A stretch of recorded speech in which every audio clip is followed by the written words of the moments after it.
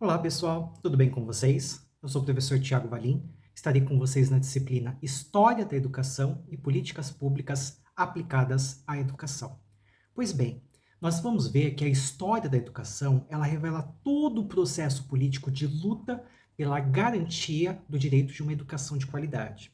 Para isso, a gente vai analisar desde os primórdios, né, dos primeiros tempos históricos, até chegar nos dias atuais. Vamos lá? A gente vai começar pela educação primitiva, a educação tribal, que é quando as sociedades humanas elas deixaram de ser nômades, isto é, de ir para um lugar ao outro em busca de alimentos, e se tornaram sedentárias. Tornando-se sedentárias, elas começaram a construir formas de lidar com a natureza, formas de obtenção de proteção, formas de sobrevivência. E aí, os pais foram ensinando aos filhos as formas de manipulação do fogo, de construção de ferramentas, sempre por meio de um ensino mais naturalístico, informal e por meio da tradição oral, contando oralmente, né? Uma geração contava a outra as formas mais necessárias para a sobrevivência. Um pouquinho mais para frente, a gente vai ter a invenção da escrita, né? E nós vamos ter com os povos sumérios a primeira educação letrada. Então, a partir do momento que surgiu a escrita, surgiu a necessidade de ensiná-la para as próximas gerações.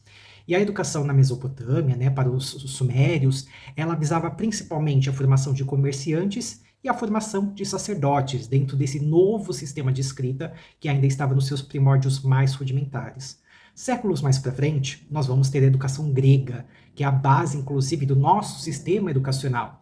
A educação grega, ela visava principalmente a formação do cidadão livre, o cidadão da polis, a formação tanto física quanto militar. Eles tinham uma preocupação muito grande com o desenvolvimento físico dos sujeitos.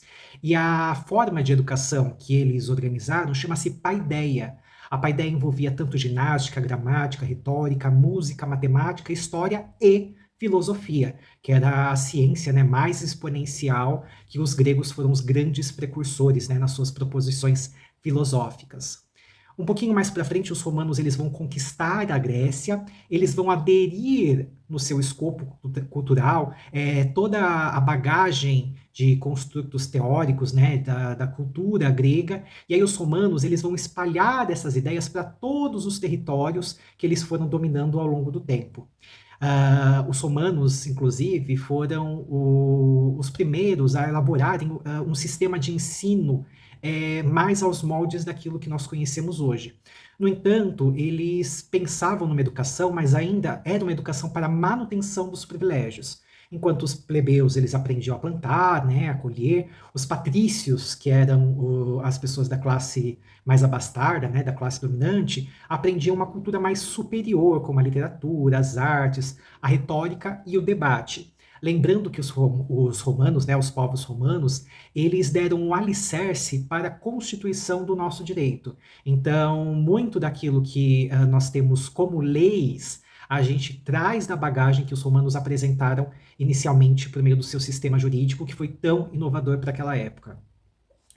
Mais para frente a gente chega na Idade Média, né, onde toda a educação era voltada para a propagação da doutrina da Igreja Católica. Então a educação ela acontecia principalmente nos mosteiros, e aí a gente tem toda uma crítica para as ideias gregas e romanas. Então a educação na Idade Média ela vai principalmente ter em vista a formação dos sacerdotes da Igreja Católica.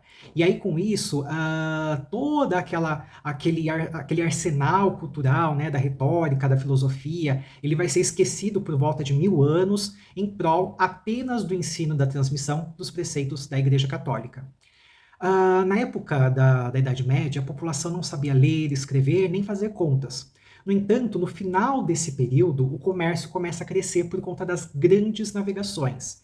E aí, com isso, esses novos comerciantes, esses navegadores, precisam desses conhecimentos mais básicos, né? Da leitura, da escrita, do cálculo. Por conta disso, a burguesia começa a investir em escolas, principalmente tendo em vista que o desenvolvimento da escola, como nós conhecemos hoje, está intimamente ligado com o desenvolvimento tanto dos preceitos dos ideais burgueses e do capitalismo. Por volta de 1500, né, ainda na época das grandes navegações, a gente vai ter o renascimento cultural. Renascimento o quê? Da cultura greco, romana, a cultura dos gregos, dos romanos, né? E aí nessa época também teve a invenção da prensa. A prensa, ela facilitava a produção de livros. Então, com isso, as ideias, elas começaram a ser muito mais propagadas, disseminadas de uma forma mais prática, né, de uma forma mais eficiente. Tendo acesso a mais informação, logo a cultura, né, até mesmo a ciência começou a criar os seus primeiros alicerces. E aí também nessa mesma época a gente tem a Reforma Protestante, né, que foi elaborada por Martinho Lutero. Lutero, ele era um monge, um sacerdote da Igreja Católica, e ele vai criticar o fato da Igreja Católica vender indulgências para as pessoas conseguirem a salvação. Ele vai dizer que a salvação, ela é na verdade conquistada pela fé, e que para isso as pessoas tinham que ter acesso às escrituras, acesso à Bíblia, por elas mesmas. Daí, ele foi um grande precursor em apontar a necessidade de uma escola que ensinasse as pessoas a ler, né, a escrever, a buscar o conhecimento por elas mesmas, e uma escola não apenas para a formação de sacerdotes, mas uma escola para todos, com frequência obrigatória, e que fosse mantida pelo Estado. Ele tem uma frase muito interessante que diz que o dinheiro investido em educação seria menor que o gasto com armas e traria mais benefícios. E aí, mais ou menos nessa mesma época, a gente tem a invasão dos portugueses, né, mais conhecida como descoberta do Brasil. E aí a coroa, Portugal, envia um grupo de padres jesuítas tanto para catequizar os indígenas, né, que aqui já viviam, como para ensinar as primeiras letras aos filhos dos colonos. 2 séculos para frente a gente vai ter a Reforma Pombalina, que teve um conflito de interesses, né, entre os padres jesuítas e aquilo que a coroa que Portugal pretendia no âmbito de exploração das nossas riquezas. E aí, em 1759, a gente tem as reformas, o início das reformas pombalinas, que é quando o Marquês de Pombal vai expulsar os jesuítas do nosso território e vai implantar uma educação pautada em aulas régias, com professores que muitas vezes não tinham formação, ou mesmo ainda aproveitando essa mão de obra dos jesuítas, mas perdendo paulatinamente esse caráter mais religioso.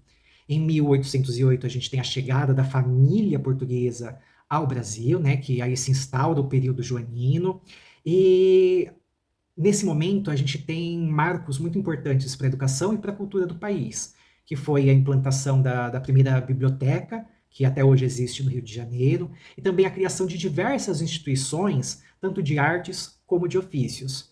Ainda nesse processo, né, nessa esteira histórica, a gente vai ter mais para frente a proclamação da República, a gente vai ter ainda o ato adicional de 1834, que vai falar um pouquinho sobre como que deveria acontecer a educação. A gente vai ter, a partir de 1889, o que a gente chama de República Velha, que é quando a família real é expulsa do Brasil, que é quando a gente inicia, né, os nossos primeiros passos como uma república federativa, e aí com isso temos os desafios próprios que um país emergente, que um país novo tem para a sua educação. E aí por volta de 1930, exatamente 1932, a gente tem o Manifesto dos Pioneiros da Educação, protagonizado por Anísio Teixeira e outros pensadores da época, que eles vão justamente propor uma escola pública, uma escola laica, uma escola gratuita e para todos, tanto para homens quanto para mulheres também. A partir desse momento a gente vai ter a grande emergência das escolas normais, né, as escolas com cursos de magistério. Então a mulher ela vai conquistando o seu espaço na sociedade brasileira por meio da educação.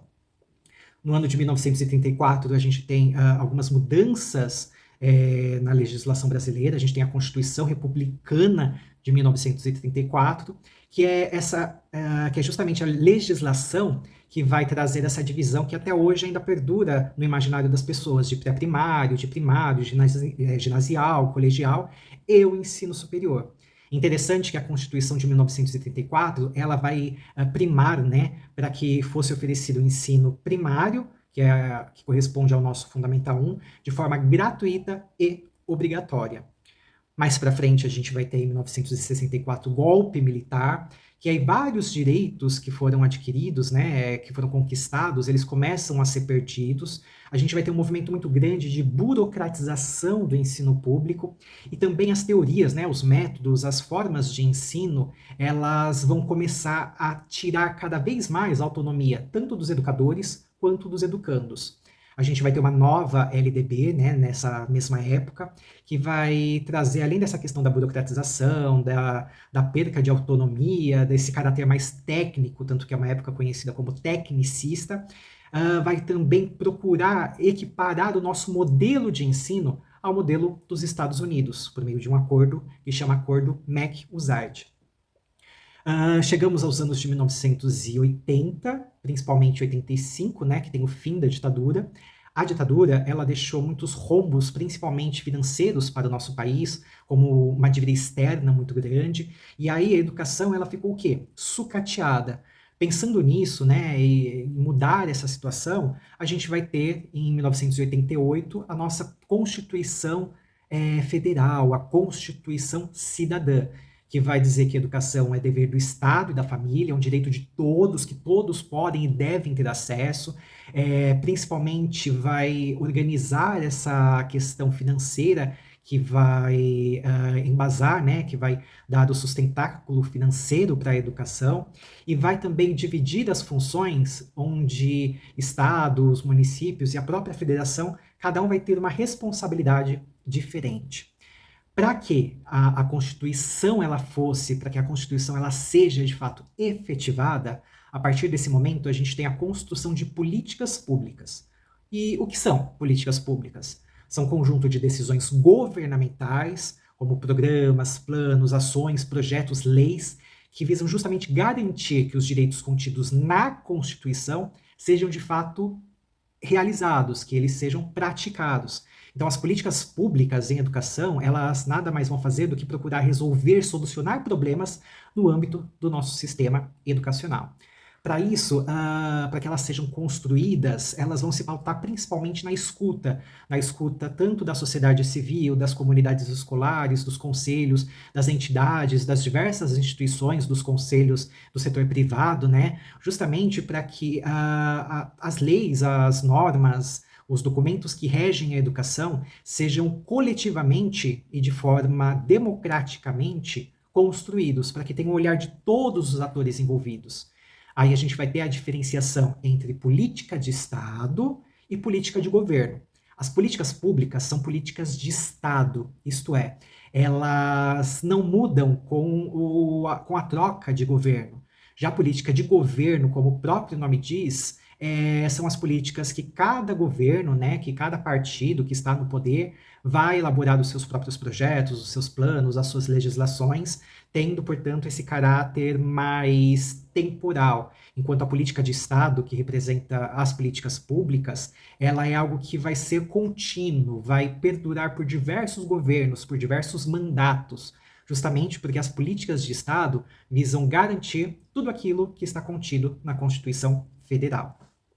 Para fiscalizar, para ver se essas políticas públicas elas de fato estão ocorrendo da forma adequada, a gente vai ter a fiscalização do Ministério Público, que quando percebe que as coisas não estão acontecendo do jeito que deveriam, é o órgão responsável por fazer pressão sobre o governo para que elas de fato ocorram. E aí a gente vai ter uma miríade, né, uma gama enorme de políticas públicas que estão descritas de forma mais detalhada no material de vocês, mas para citar, a gente tem, por exemplo, o ECA, que vai reiterar, né, essa importância da garantia do direito à educação. A gente vai ter a nossa Lei de Diretrizes e Bases da Educação Nacional. A gente vai ter o Fundeb, que é o Fundo de Manutenção e Desenvolvimento da Educação Básica, que vai justamente organizar esse processo orçamentário que é necessário para a manutenção do sistema educacional. A gente vai ter a BNCC, a gente vai ter o Plano Nacional de Educação, a gente vai ter o sistema de cotas para pessoas indígenas, né, para pessoas pretas e pardas, justamente tentando remediar toda a desigualdade histórica que essa população sofreu. A gente vai ter o Fundo Nacional de Desenvolvimento da Educação, o ProUni, o FIES, o Programa Caminho da Escola, o Pronatec, o IDEB, que é um instrumento muito importante, principalmente dos gestores conhecerem, porque se constituem algumas métricas para analisar essa melhoria ou não da educação. A gente vai ter o ProLIND, a gente vai ter o Brasil Alfabetizado e diversas outras políticas que elas estão muitas vezes dentro de outras políticas. Então, por exemplo, o Fundo Nacional de Desenvolvimento da Educação vai tratar de questões como merenda também, como aquisição de livros didáticos. Então, dentro das políticas públicas, a gente tem outras políticas públicas. Pessoal, muita coisa, né? Por uma aula só. Estudem o material direitinho, foi feito com muito carinho para vocês. Tem também o fórum de discussão, que eu quero que vocês se coloquem nessa posição de criadores de políticas públicas, para que vocês imaginem qual política pública vocês poderiam elaborar, né? Usando aí a criatividade de vocês. E não esqueçam também de responder o questionário com as questões avaliativas, que eu fiz também com muito carinho, pensando em rever por meio delas os pontos principais que eu quero que vocês aprendam nessas disciplinas, tá bom? É isso aí, um grande abraço, fiquem com Deus, até a próxima. Tchau, tchau.